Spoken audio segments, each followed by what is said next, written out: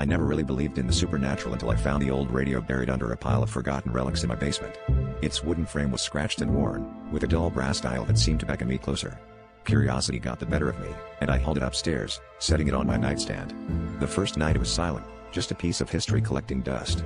But when the clock struck midnight on the second night, a static-filled broadcast crackled to life, and I heard screams, agonized, chilling screams that seemed to claw their way from the depths of a time long forgotten.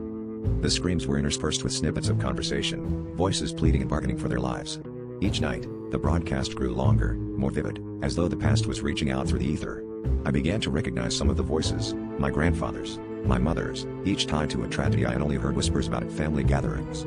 I tried turning the radio off, but it seemed to have a will of its own, always clicking back to life at the witching hour.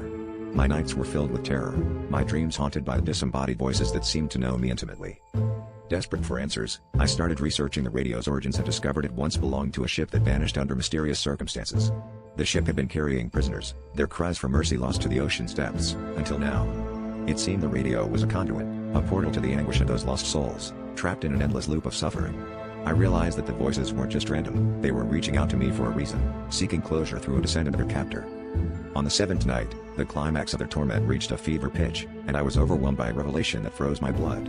The whispers had grown coherent, forming a single, undeniable truth. My family was cursed, responsible for their eternal plight. As the final scream faded into an eerie silence, the radio imploded into a cloud of dust. I was left alone in the dark, the weight of my ancestors' sins pressing down upon me. The past had finally spoken, and there was no turning away from the echoes of its screams.